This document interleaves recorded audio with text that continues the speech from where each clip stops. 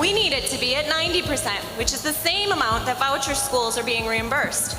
Please increase general purpose funding revenue. Right now, our state ranks 43rd in the nation for public support of higher education. The state budget battle back in the spotlight. The legislature's budget writing committee in the midst of those public hearings, already holding meetings in Kaukauna and West Allis. Hayward and Wausau up next later this month.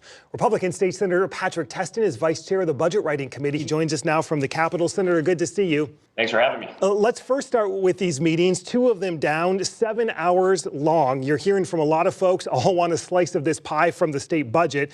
Does this move the needle at all in terms of Republican priorities from what you're hearing from the public? Yeah, I mean, I think it's helpful because at both of our stops so far, we've heard some common themes, whether we're talking about infrastructure issues or K-12, the UW system. And so, that's really helpful for us because that gives us a pretty good barometer, kind of where people's thoughts and heads are at. There's been a lot of talk about the surplus as well, both inside and outside of these hearings. Are we still expecting to see a standalone tax bill from Republicans before the budget? Yeah, I think that's being discussed because obviously a lot of folks and stakeholders, when they come in to meet with members of the Finance Committee, everyone cites the $4.3 billion surplus, but in reality, only about $1.85 billion of that surplus is new revenue. Much of that is one-time money. And the other thing that I've been really cautious about and trying to educate individuals on is that when you take a look at certain programs, like for instance, our Medicaid program, our cost to continue under Medicaid, just status quo as is $1.6 billion. So in the grand scheme of things, that $4.3 billion surplus could get eaten up pretty quick. And so we just have to manage the expectations. And our hope is that once again, we'll provide significant tax relief. Maybe we'll get the governor's support this go around, but those conversations are going to get hammered out in the next couple of weeks and months ahead. I was going to say, map this out for me. If the legislature passes something, the governor vetoes it, what then happens with the state budget? I mean, as I've been telling everyone, we are going to operate a status quo until status quo is no longer the case. Obviously, there are a couple court cases out there that might impact how the Finance Committee operates.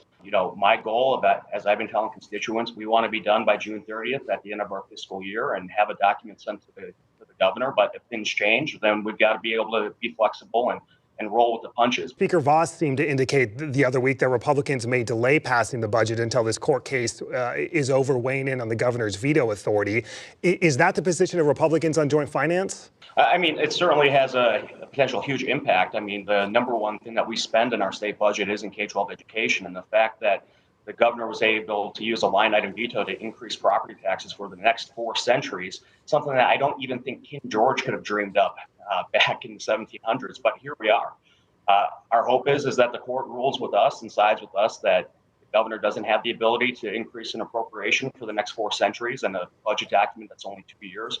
But we'll see. Obviously, the new liberal majority on this court, they have a different approach than previous courts. So we just got to wait and see how the court rules. Yeah, I mean, you just referenced the liberal majority on the court. I mean, is there a scenario where this plays out well into the summer or into the fall, or a budget isn't passed at all? Well, I hope that's not the case, because I mean, this is the most important thing that we do every 2 years in the legislature is create and pass a state budget. My goal and my hope is working with my colleagues both on and off the committee that we'll have a budget hopefully by June 30th. But if changes on how the court operates on some of these cases and how they rule, if that has budget implications on how we operate, that's certainly going to be a factor. Senator, it's never too early for a lot of people to reach out to me and tell me who they think is going to run for governor in 2026. Should your name possibly be included in that in a primary race? Well, we'll see. Right now, my primary focus is getting through the state budget process and working with my colleagues to ensure that we might have a tough year, tough midterm. So